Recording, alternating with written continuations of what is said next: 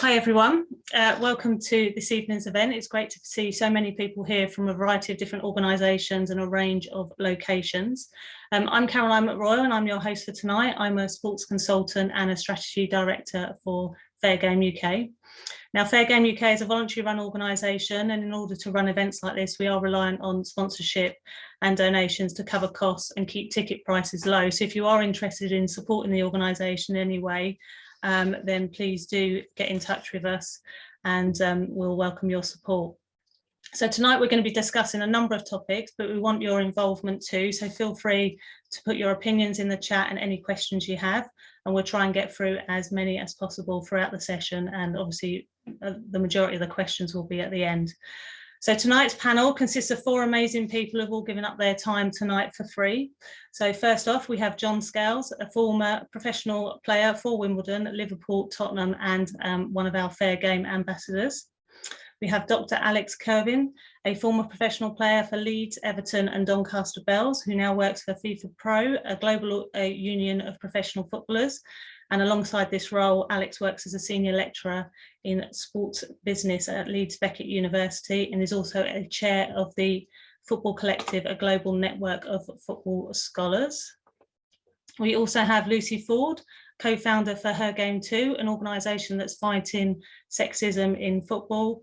And last but no means not least, Natalie Atkinson, director of Fair Game and former chief executive at Stockport FC and Curzon Ashton FC. So I'm just going to admit a few more people. Give me 2 seconds.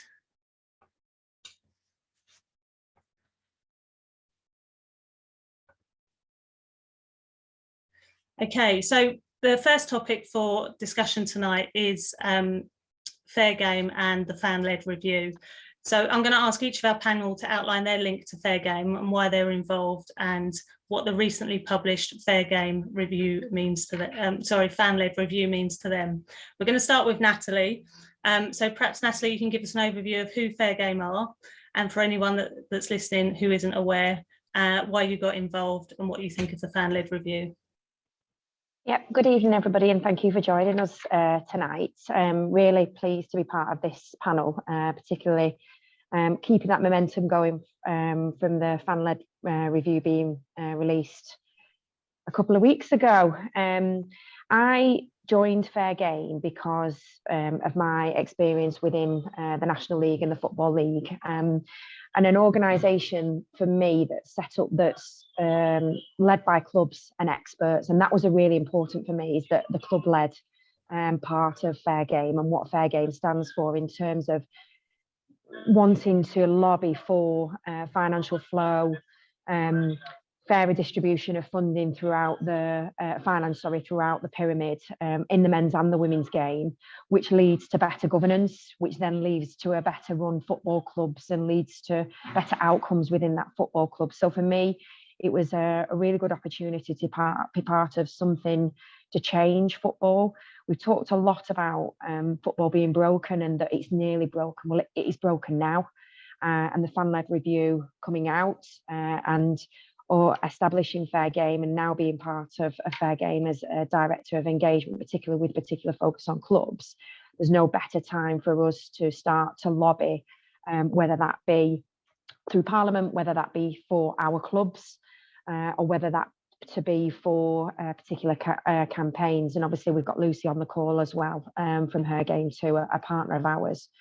So for me, Fair Game was one organisation that I was passionate about in terms of supporting clubs within that pyramid and being that voice for the clubs. We talk about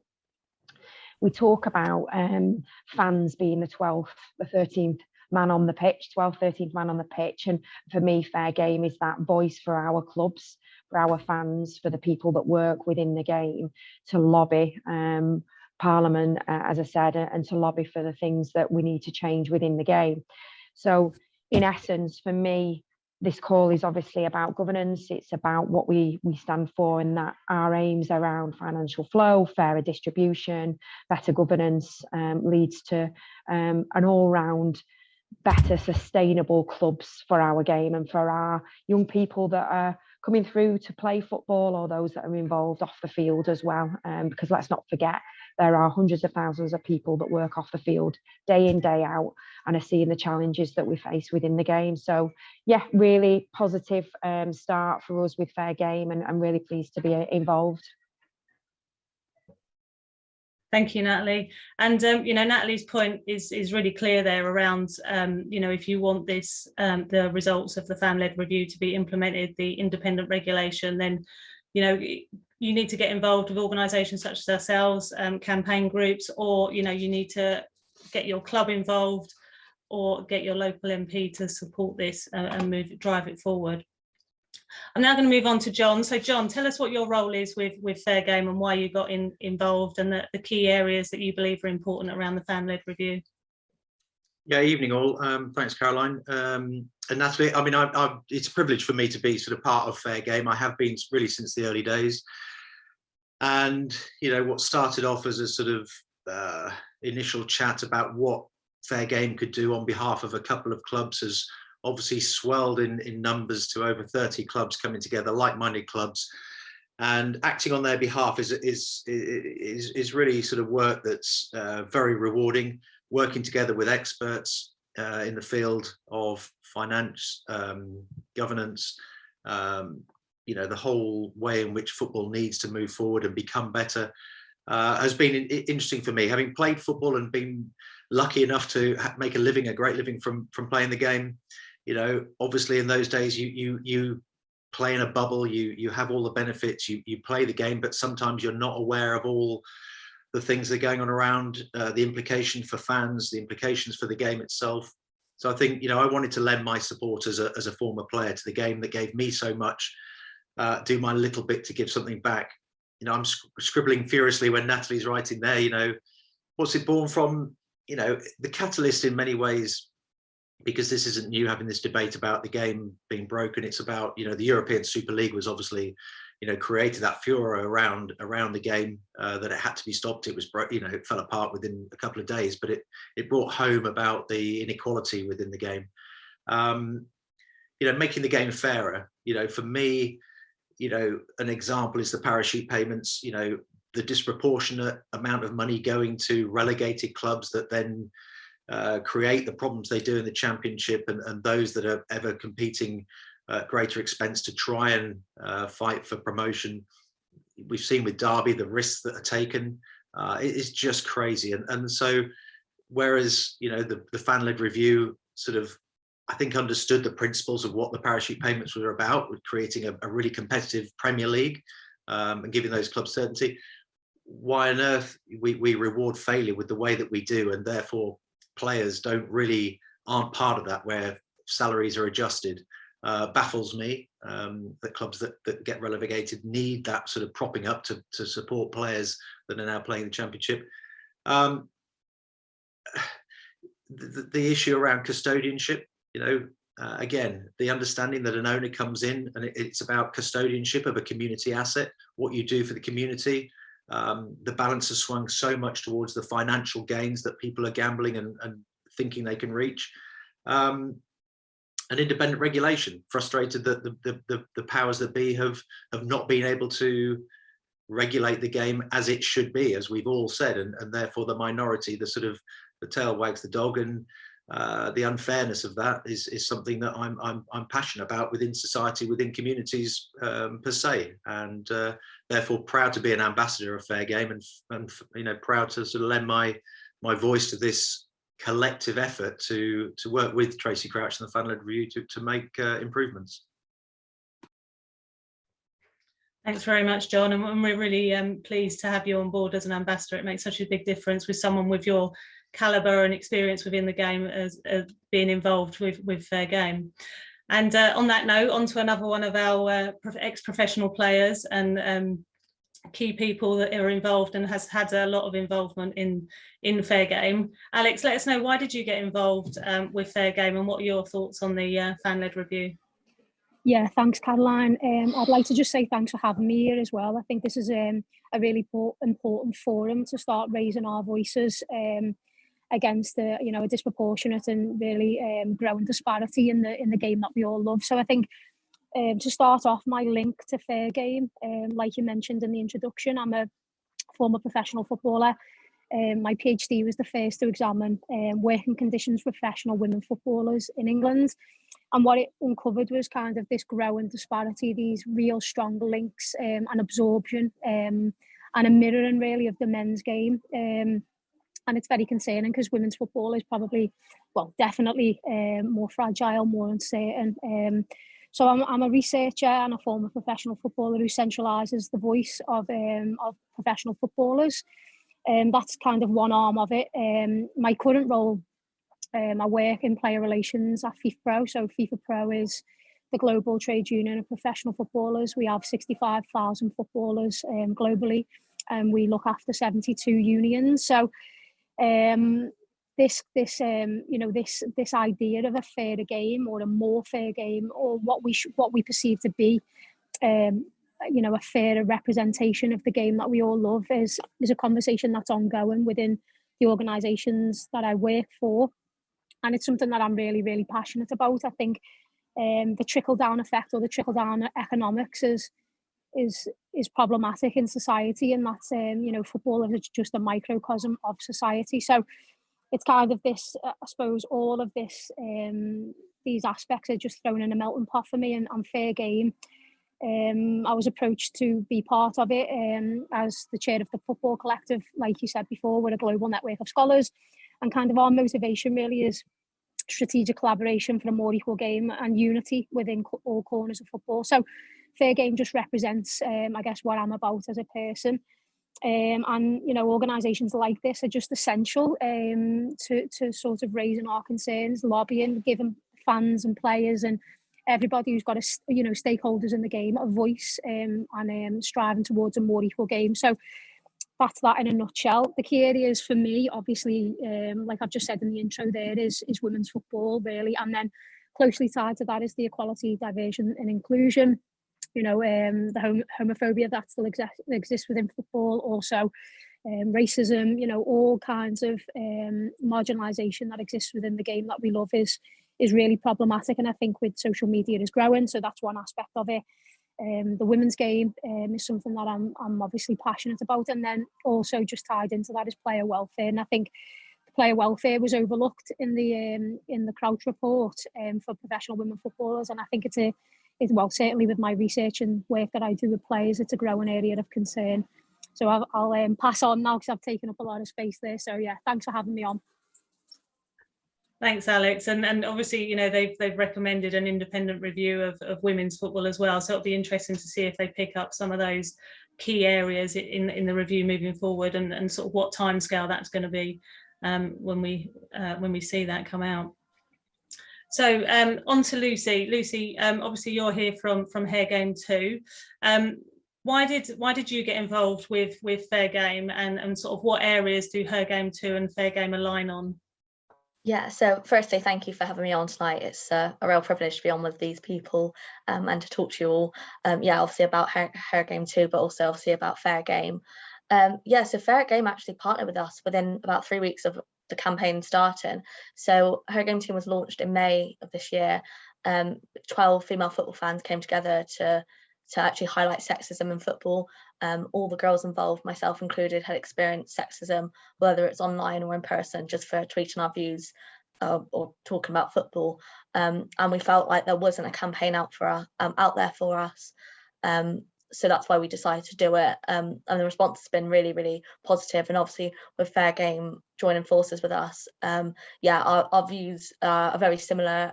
We have similar values. Obviously we're both building towards a better future in football. Obviously ours has kind of come from more of highlighting sexism, whereas obviously Fair Game is more about making sure that it's more better regulated in the game, which is important. As a football fan myself, I've seen what's happened to other clubs in the Football League. I guess Bury AFC are a big one. I used to live in the Northwest, so I used to go and watch my own team play, but also lots of non-league teams play. And to see a club like that, obviously go under and then have to come back again, was really, really difficult to see. And I could really sympathise with their fans. So obviously we're really, really keen to be working together. And Kaz, who who came up with the idea for Her Game 2, and Eve as well. She's one of the other co-founders, are advisors to Fair Game, and I think that's really, really important, so that we can all work together and, like I said, build a better future for football. And with obviously the fan-led review, I was reading through it recently, and obviously it's important that they have mentioned about more inclusion, diversity and equality in football, and I think that isn't a real issue, because there is still racism in football, there's still homophobia in football, and there's still sexism in football, and everyone deserves to have a voice, but people shouldn't be putting other people down for expressing their opinions on things. So yeah, I'll be interested to see where that recommendation goes, and perhaps hopefully we our campaign can help with that. Excellent, thank you there, Lucy. You just led us on quite nicely to the next section, which is on better governance, equality, diversity and inclusion. One of the quotes that we've picked out from the review, section 6.9, states that equality, diversity and inclusion should form a strong pillar of good corporate governance. It should be seen as a central part of any organisation's business plan and not an add-on, which is unfortunately what we do see. So my question to panelists is, what's been your experience of governance in football? What improvements are needed? And where do we start?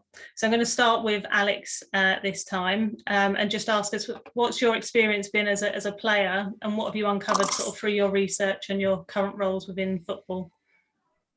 Yeah, thanks for the question. I think ED&I it's like one of those mechanisms that's an overused acronym and an underused policy, in my opinion. And I think, nowhere is that more evident, I think, than in women's football. And I think with the professionalisation of women's football and the sort of the inception of the FAWSL, there was almost this very utopian view that women's football could be the kind of different way that we could do football, or a different way to do football. And actually what's happened is, because of the FA's governance or lack thereof, and guidance and strategy, if you like, for setting out the women's game, it's undermined progress in a sort of ED&I way. For example, Doncaster Bells having to drop down to the third tier of the league. It's completely over, I suppose it's just rejected that kind of progression in favour of a very neoliberal sort of capitalist policy, if you like, and that's really mirrored what's happened in men's football. So I think the what's materialised in women's football has been very different to actually what we envisaged could happen. I think people who were on the inside of the game probably always anticipated that was going to happen. The advocacy of the absorption of women's clubs into men's game was highly coveted by the FA. In fact, they made it a licensing requirement in 2014. So I think that's really problematic as kind of a policy, as a sort of a structural framework. When you're actually looking to the game, I think for me, equality, inclusion, diversity is massively lacking. Like, look at the sort of the ethnic makeup of the England women's national team now. It's very white, and whilst we can celebrate, the kind of the more acceptance of the LGBTQ plus community in women's football, we don't have the ethnic diversity that the men's England national team has, and it's very, very different. So I think, yeah, like I say at the start, it's a strategy that's underused and sort of over-egged in women's football and football more generally. So I think what needs to happen is people to get a grip of ED&I and use it, actually embed it into the frameworks that is happening within their governance systems, rather than using it as a tick box exercise. Whereas I think even like with clubs, for example, I suppose in my research and actually my experience as a professional footballer, professional football clubs now, especially the top clubs, they have women's football teams. They're part of, this one club, one badge, agenda that they have, which is great, because we can see the progression of women's football. But then actually once, like I said before, with the trickle down sort of economics and the trickle down, or the non-existent trickle down, we can see this real disparity emerging. And a lot of clubs, I think, use women's football as kind of a corporate social responsibility tick box exercise, without really investing and wanting to further women's football. So I think what that means is that there's this real growing disparity between players, player to player, club to club. You can see, you know, like I noticed someone were talking about, you know, the Women's FA Cup final yesterday. Yes, it was a great game. Sam Kerr's goal at the end really made up for it. But I think we expected more from Arsenal. But what you can see is the huge, vast differences in investment in between even Arsenal and Chelsea. Chelsea have the two most expensive players, I think, in the world probably. So I think, you know, I have a real gripe with equality, inclusion, diversity, because I think a lot of times it's just used as sort of a catchphrase without actually embedding it into frameworks, into governance and within the structures of organisations that sort of operate in football. And I think it's really problematic without being too without being too critical of it. Yeah, no, I think there's a lot of work that needs to be done across many areas of football, and that's I would echo that from my background as well.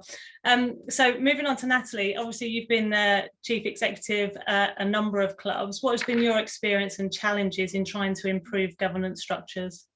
Mm-hmm. I also just wanted to reiterate everything Alex has just said, and I think she's probably and I know she is as passionate as I am around ED&I, and I've talked about this a lot in terms of it's not a tick box. If you're not embedding it within your club, your organisation, then what's the point? And that governance and accountability has to come from within the board structure, so the board of directors. So, for example, where I've worked at National League and Football League, National League and Football League level, you are monitored in terms of your ED&I. Do you have an action plan? But that sometimes in clubs that becomes a tick box, as Alex has just said, and that's when it's not being embedded. It becomes a tick box, and you're not living, eating, breathing it, ED&I, which is incredibly important. So, in terms of governance, where it works is when it's embedded from board of directors or custodian a football club, and I'm really pleased John used that word custodian and not ownership.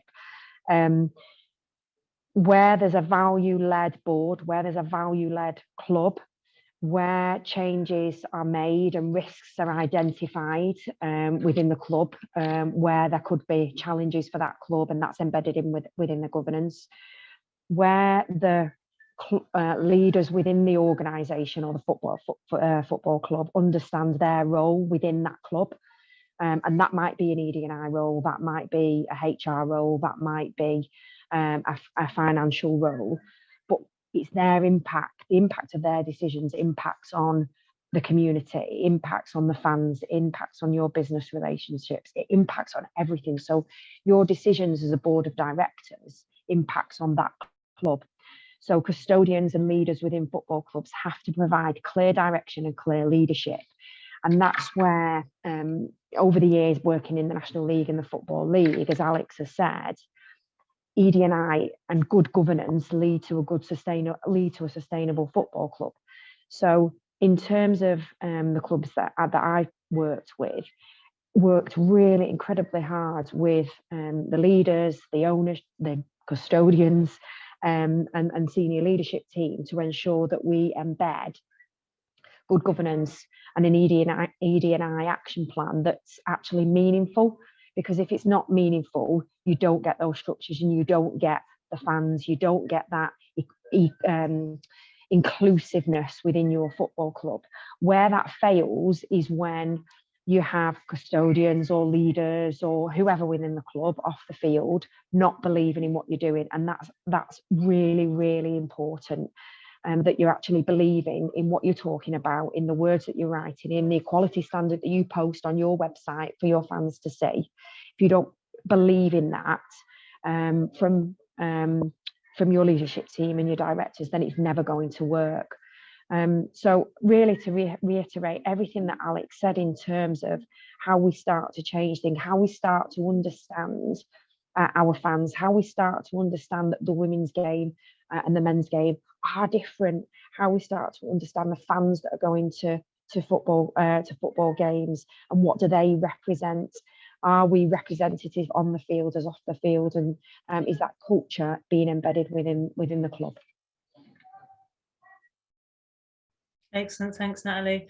And it's so important, isn't it, that leadership comes from the top around ED&I, because, you know, and I've seen it when, you know, the county FA is trying to embed the equality standards and other counties asking us, well, how do we do it? You know, and they've got their junior officer leading on it and nobody else is championing it from the top, and that's the most important thing, really, isn't it? Yeah, that's absolutely the number one for me. If your custodian, your chairperson, whoever, is not believing in everything you're saying in terms of governance, ED&I, what you're talking about, the women's game or disability or your community programs, then that's where it fails. You have to have a leader that leads by example. Yeah, definitely. Okay, so Lucy, on to you now. Tell us what responses Her Game 2 have had from clubs and some of the successes that you've seen from your campaigns. Yeah, so obviously when we launched the campaign, we didn't know what sort of impact we were going to have, or whether people would actually, you know, agree that our campaign should even have started in the first place. But the reaction was very positive. So we took the steps to do a survey because we wanted to get some data to actually, you know, go to these clubs and say, you know, this is what we found. And with the survey we did, we had almost 400 responses from women and girls across all different areas of football, not just football fans, players, people at the board, physios, pundits, journalists, and over 90% had experienced sexism, whether online or in person or in a pub, which for me was extremely significant, was really disappointing, but actually showed that there was something that we needed to do now. So this is why we went to the clubs, and we went with the ideas, having a reporting system in the grounds, especially in the Football League, because, you know, as a fan who's been attending games for 15 years, I wasn't aware of one going to games. So if an incident, say, happened to me or a friend of mine, and I would be like, well, where do I go? Do I go to a steward? Is there a number? So when we were approaching these clubs, this is our first main aim was to have the reporting system in place, and the clubs so far have been really, really receptive. So in total in the Football League, we've partnered with 25 clubs, which we're extremely pleased about, considering we're only about just under 7 months old. But yeah, it's also about having a presence of Her Game 2 on the ground, whether it's on advertising boards or LED boards or whichever the club can facilitate. I'd say successes so far have been, so my own club, Bristol Rovers, we've partnered with both the men and the women's team. The women's team in particular and the Community Trust have been incredible in supporting us. We were waist shirt sponsors, and I was very fortunate to be able to be part of that launch. And the money that was raised from the shirt launch actually has gone into funding free football sessions for girls in Bristol. And we thought that was such a great idea for them to do that, and it's run through their Community Trust. And again, Forest Green, they've partnered with us, again, the men's and the women's team, and we're on their LED boards, and actually the women, we're on their shirt sleeves as well. So again, every time they play, and they also play at the ground, so both the men and women share our ground, which is really, really important. I think that's something we really want to, you know, highlight to these clubs, you know, having like a one club, but obviously doing it for the right reasons, like both Alex and Natalie said. It's not about a tick box exercise. It's about these clubs actually, you know, want to make their clubs an inclusive place for fans to go. But also with that, we've Exeter City, I always highlight as a really, really good club as well. They dedicated a whole weekend to the campaign. Their men and women both played at home, so Saturday and Sunday. The women got their highest ever attendance. They were really, really, you know, and since then, even their social media presence of the women's game has improved tenfold. And you know, you can tell that. We were in contact with their media officer, Craig, who then went back to the board, and I think someone called Sue McQueenie, and they were really, really keen to support us and like, no, we really want to do this properly. And that's what we've been finding, you know, when these clubs are coming to us or we're going to them, they're speaking to the media, they're going back to the club saying, oh, we've had contact, and they're like, yes, we're aware of it, we really want to do something. And it's not just about, oh, it's great, let's just put you on the LEDs for a game. It's about actually doing something long term. And Huddersfield Town, their supporter service manager, Robin Kendernell, They've got their first ever female supporters group, so they talk about things that are going on the ground, or the games, and things that they want to improve, make things better for their experience. They hold days where it's just like females and they go together in a group, and they've been doing that before they partner with us. So yeah, so there's things out there that's great, and it's just about furthering that on and just making people aware that sexism is never okay, like racism is never okay, and homophobia is never okay, but it's just making sure that making football a safe space for everyone to go. That's great, Lucy, and it's great to hear you've had such an impact in such a short space of time as well. So that's fabulous. John, obviously you're the only male on the panel today. So what was football like when you played, and how can we encourage more men to be better allies of women in football today? I think it's education. Education. Going back to when I was playing, it was obviously completely male dominated. The crowds were male dominated. I remember playing in games where black colleagues of mine were getting bananas thrown at the pitch, and all sorts of things that happened. It was hostile, it was difficult, and gratefully we've seen the changes that have happened throughout the last sort of 30 years being beneficial. More families coming, more kids coming, more girls coming, more acceptance, but still a long way to go, as we've heard here tonight. It's quite staggering when you look back to where the game was, and yes, how far it's come, but still, this report has highlighted, I think, how much more work is to be done.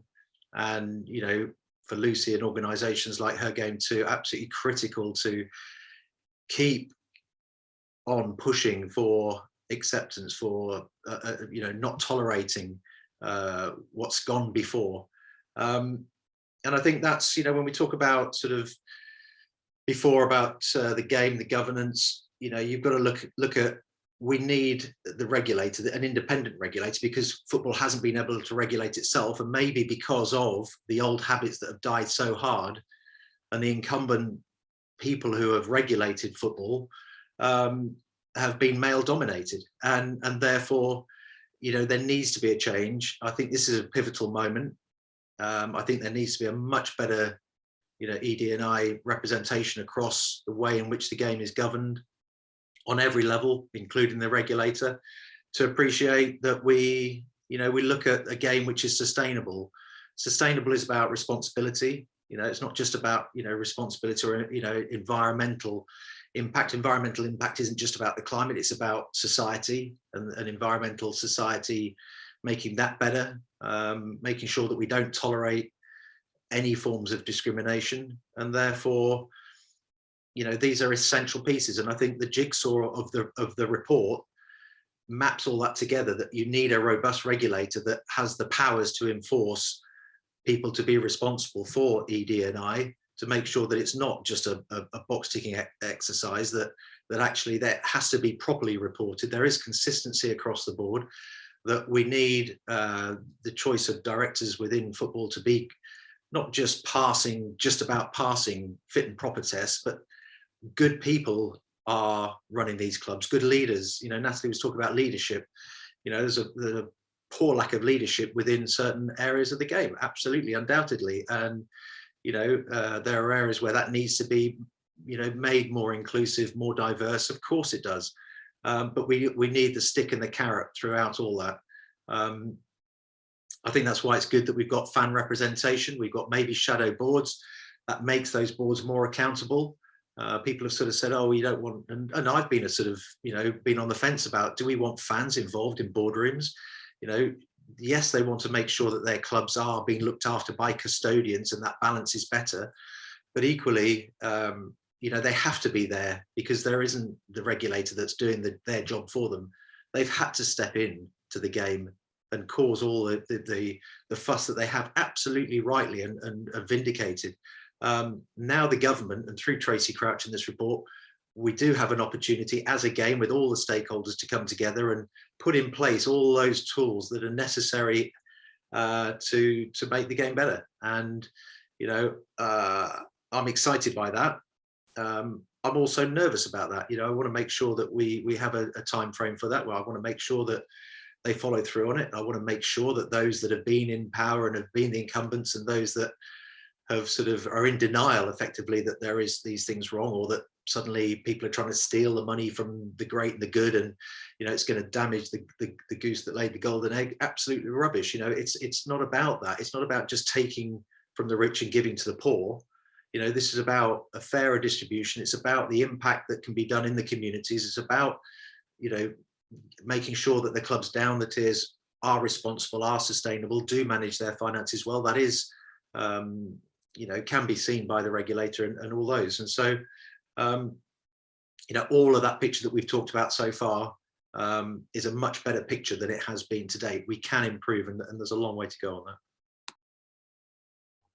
Excellent, thank you, John.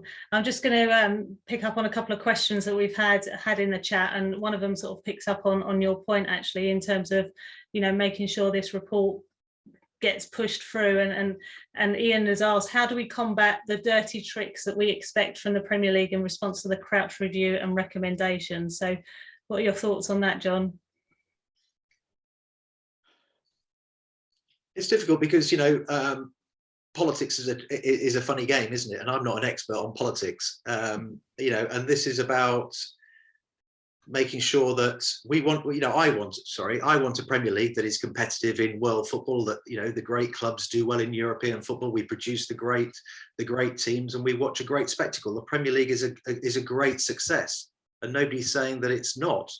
But it needs to understand that the nurturing and feeding and looking after and having fairness and looking after the pyramid is absolutely essential as well.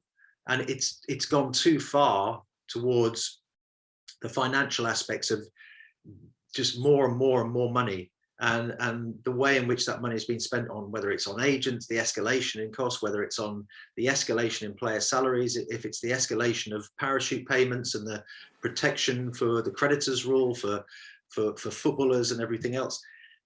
It's a broken system, and that needs to be recognised. The Premier League need to acknowledge that there is a problem before you can start to fix it.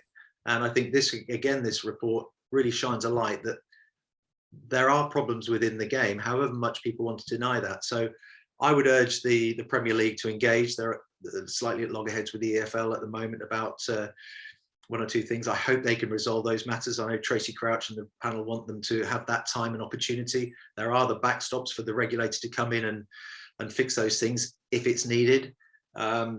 So, you know, the clock is ticking, time is running out. They need to get together and find the solutions that are for the benefit of the whole of the pyramid of the game. And they will actually find that is good for them in the long term. You know, I won't explain the analogy that I used with Flip Me. I was going to go off on a tangent and explain the analogy I had on Twitter. You'll have to look that up on a letter I've written elsewhere. But yeah, they need to understand what they have. And it's been damaged to an extent where greater fairness needs to come through. And I think it's fair game clubs that are leading the way on actually the great recommendations that have been picked up by Tracy. Excellent, thank you, John. Natalie, you want to add in? Yeah, I just wanted to pick up on a few of John's really good points in terms of the Premier League looking after the pyramid. So the pyramid for me is a ticking time bomb. The fallout of the European Super League, and we've almost forgot to say it and talk about it, but it has had an incredible impact on football and society. We know the pandemic. If clubs, particularly though where I know clubs and have worked at that level of football and know the pyramid from the National League right through, so you know, you've got the Northwest Counties, you've got the Isthmian League, all of these leagues, the clubs within those leagues are at breaking point.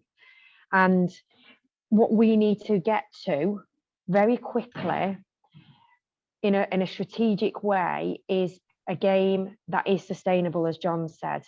Now, the fan-led review, as he said, has given us the tools to do that.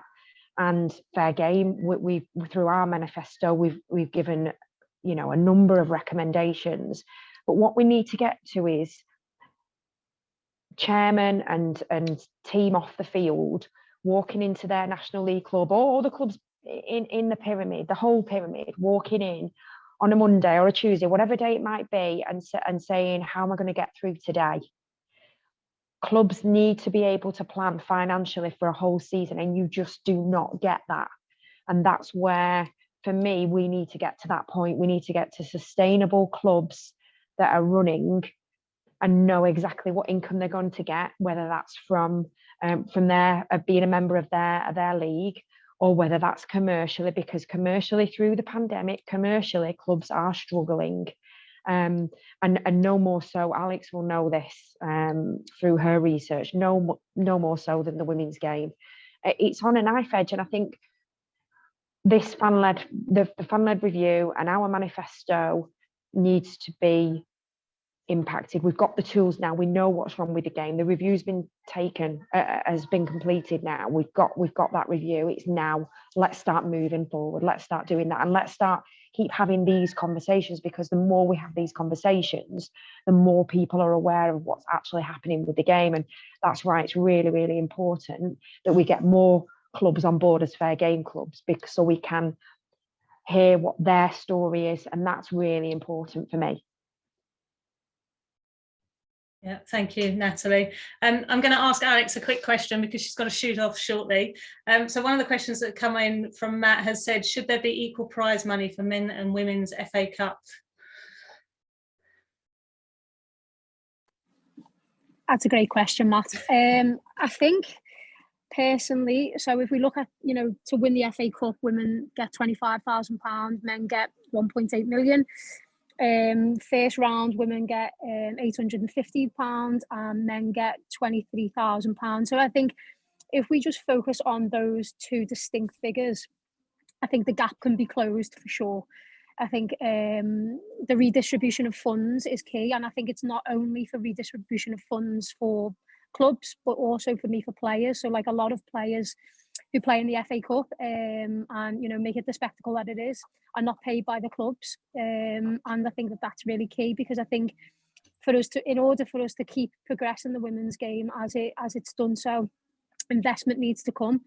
There's lots of different models, economic models, to talk about how investment comes, but I think a redistribution of prize money is one key way. Same with the World Cup. It's all well and good upping the prize money for the women's World Cup winners, but then you'd increase the teams from 24 to 36, so that lessens the pot, and then also you'd increase the men's from 400 million to 440 million. So it's kind of like, this is not pie. One slice for women doesn't mean less pie for men. What it means is that there's a pot of money and it can be more equally distributed. And I think what I said at the start is really, really key.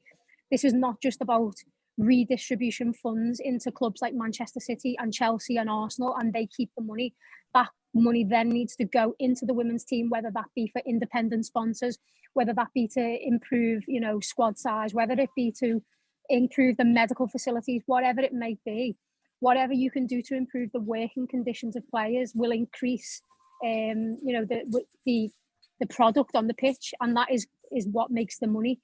So I think I've gone round the houses there, Matt, as always, and I do like to tend to do that. But I think to answer a very clear answer, yes, I think the redistribution of funds is key.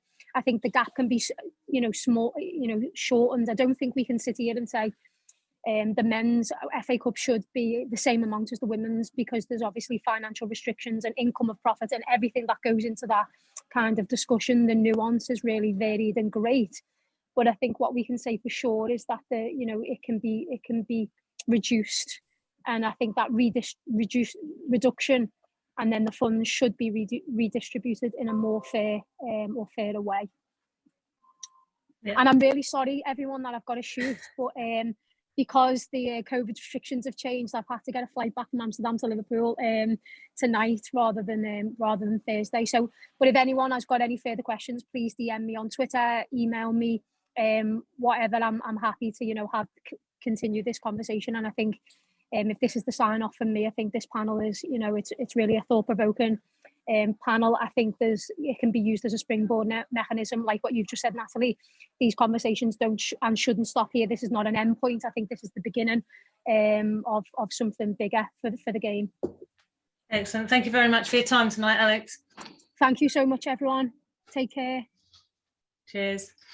Okay, and on that note, as Alex very nicely led us on to the next bit about continuing the conversation, we've obviously heard about a number of different issues across the game, highlighting the importance and the need for greater diversity across all areas, including ethnicity, disability and sexuality. But our discussions have mainly focused on gender, and that's because on the 8th of March, 2022, Fair Game will be holding a conference for International Women's Day at Plough Lane, the home of AFC Wimbledon. We're in the process of lining up some key speakers for the event. So I'm just going to ask the panel, who have you heard speak that sort of inspired you at a previous event and why? And we're going to go to Natalie first.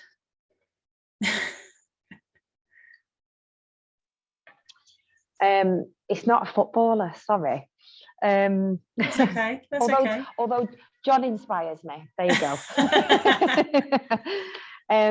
I heard, as everybody knows, I'm a runner, so I heard Dame Kelly Holmes speak once, and she just blew me away.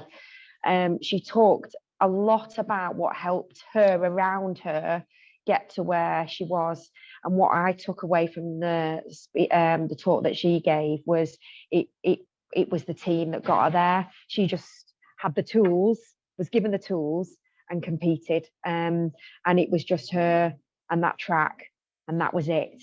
And it was everybody around her that got her to that place. So when she got her 2 gold medals, which was incredible, she thanked everybody else, and it was never about her. And I think that's a really great take home for anything within, as a leader, within your club, as a person. So yeah, she was amazing. Sorry, and John as well.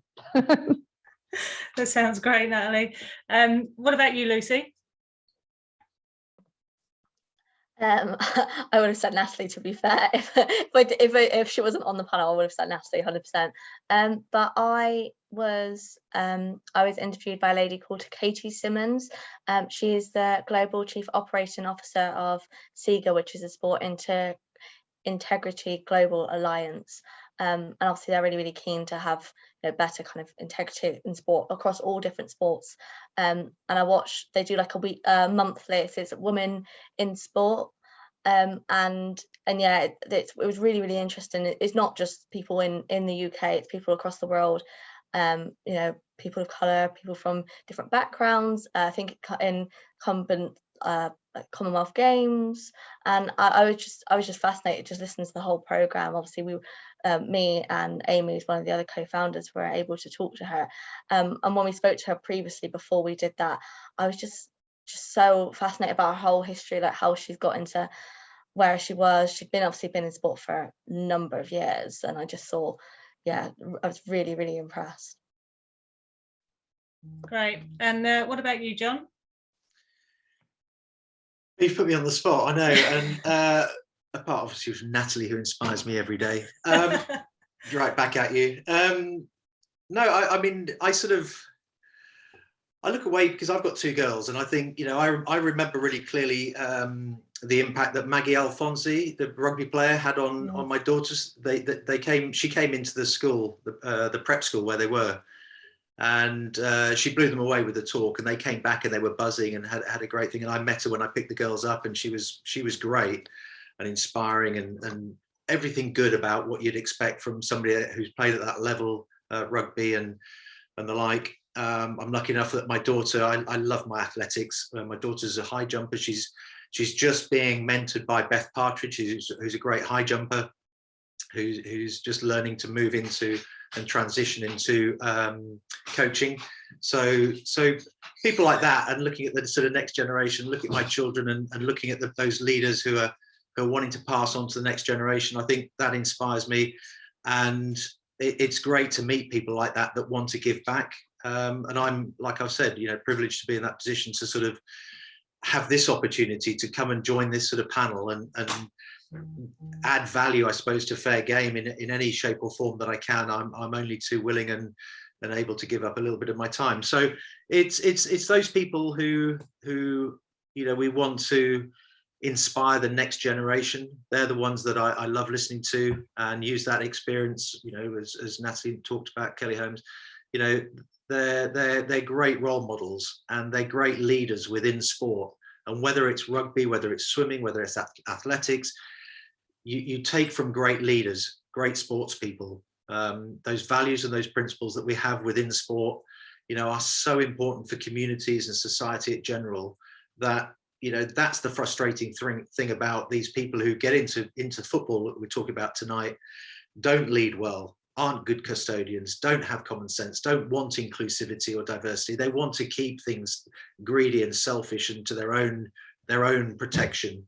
They're the barriers that we want to break down as an organisation, because there are so many clubs that are members of Fair Game that aren't going to stand for that. And Fair Game is about that collective voice, and that's the beauty of, again, back to the very first question you started with, Caroline, was, why did I get involved? It was because it was the opportunity for the first time that I'd ever seen that clubs could collectively come together and that single voice be properly heard outside of the league, the EFL or elsewhere, where there weren't those sort of vested interests and that nervousness, the competitive nature between the members of the league. And I think it served its purpose very, very well so far, and a lot of work to do from here on.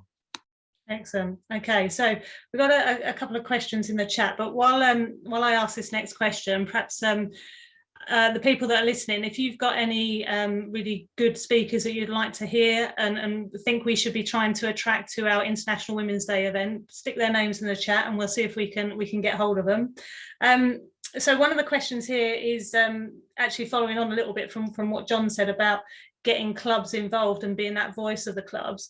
Both Fair Game and Her Game 2 are value-driven campaigns with huge traction, but why do you think neither group has yet partnered with a Premier League club? So I'm going to ask Natalie to answer this one first, if that's all right. It'll come. Good, that's what we want to hear. It'll come. I guess the honest answer is that clubs have been, particularly in the Premier League, have been waiting for the fan-led review to come out. They need to review that. There are real positive discussions going on from Championship right through to National League and then the Women's Super League and Championship. The discussions that we've been having with Premier League clubs that we've been having have been really positive. Obviously, we can't divulge who they are, but have been positive. And I think it will come and it will take one. Whether a club wants to stick its head above the parapet, who knows? And I do think it will take one, and then there'll be that trickle effect in terms of the clubs. The discussions that we've been having with the couple of Premier League clubs that we've been talking to have been supportive of our aims and objectives in terms of governance, in terms of distribution, in terms of fairer game, in terms of ED&I, in terms of what value-led club what that means. It will come, and I just think once everybody's digested fan-led review and then any further, everybody's seen in the press the Premier League clubs that have come out and said what they've said in terms of the fan-led review, particularly around the regulator and fairer distribution of funds and so on and so forth. We know that. And our job as Fair Game is to keep plugging away, and our job is to go back to Premier League clubs and say, look, now we've partnered with Her Game 2, now we've partnered with these are discussions we've been having with the EFL or the National League and so on and so forth, and keeping using those examples.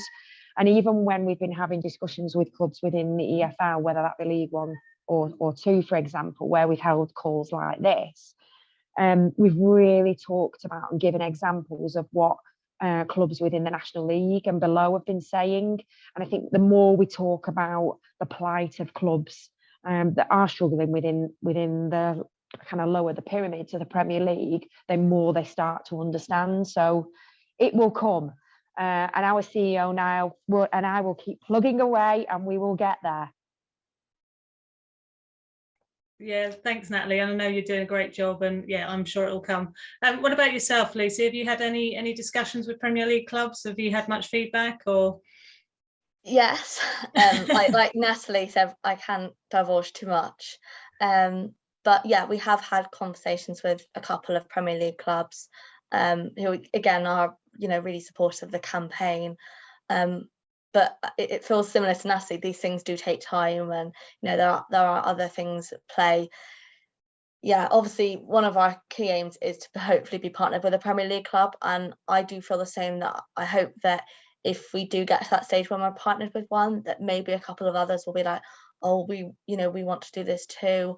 But again, it's like it's been said by Alex and by Natalie, you know, the clubs that we obviously are partnered with or wanted to partner with, we've been talking to, we want to make sure that they're doing this, you know, for the right reasons, not for a tick box, to actually, you know, for them to actually, you know, understand what their female fans could potentially feel like at a game. So yeah, so I'm hoping that maybe at some point we will get into the Premier League. I think if that day does ever happen, I think it'll be a very, very proud day. I mean, like I said, we're only almost 7 months old, and you know, to even get as many not Premier League clubs, Football League clubs as we have, for me it's really proud, you know, going to a game and, you know, or having a friend that, you know, works at a club sending me the posters, or even when they're traveling to a different club, that always gives me a sense of pride. So yeah, and I just feel like it's, you know, it's only the beginning for us, and I do feel like there is still a long way to go. Same with, you know, Fair Game and the fan led review. This isn't something that's going to take place overnight, but I think, you know, hopefully as time goes on, and perhaps 5-10 years time, we might look back and, you know, even look back at this call and say, oh, this hopefully was the start of a real positive move forward. Excellent. I think, can I just pick on what Lucy said there? As I've been doing quite a bit of work with Her Game too, what Her Game have done and what they've started to see, and there's been a shift. There's a campaign that's gone into football clubs that hasn't been a tick box. And what Her Game too are seeing is real outcomes. And that's a real positive. And we talked all about ED&I and action plans and not tick boxes. What Her Game are seeing is not a tick box. And that's the important part. And that's why, you know, we don't want Her Game to be here, although they are wonderful. You don't want this sort of campaign, because we don't want to see what we've seen on the terraces in terms of that sexism that exists. But what they are doing is what they've done is had a massive impact very, very quickly, but for the right reasons and not a tick box. And I think with Her Game too, that will only get bigger and bigger and bigger, and you'll get a Premier League club in no time, I am sure.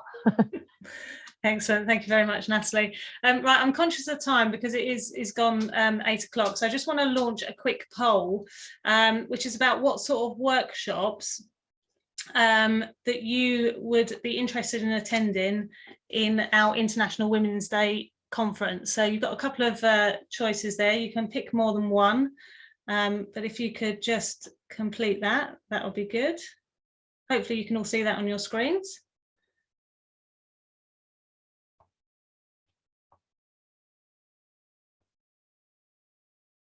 Excellent. And while you're doing that, just to say that obviously, if you're interested in hearing more from Fair Game or about our International Women's Day event, and you're happy to share your email address with us, could you pop that in the chat? And if anybody is able to support us financially, or knows other people that may be willing to support Fair Game, please can they contact us at contact@fairgameuk.org. If you also go onto our website, www.fairgameuk.org, you can have an opportunity to sign up for our newsletter as well.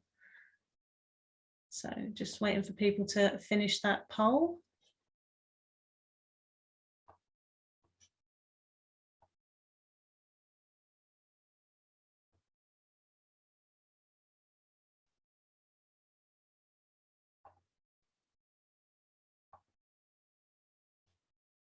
Okay, so hopefully you can see the results there. So we've got women in the boardroom and engaging female fans and increasing women and girls participation, probably the most interested there, which is good. So thank you for that feedback. So it's 8:05 now, so we're going to sign off shortly. But again, I just want to say thank you to everyone for participating. Thank you to John, Lucy and Natalie, and of course Alex for being involved tonight. There was a few questions we didn't get around to, but again, you know, we've got your contact details and hopefully we can put some messages out on Twitter just to answer those questions that you've got. Again, if you're happy to share with us your email address, then please do just pop it in the chat and stay in touch with us and we'll let you know about future events. Thank you very much.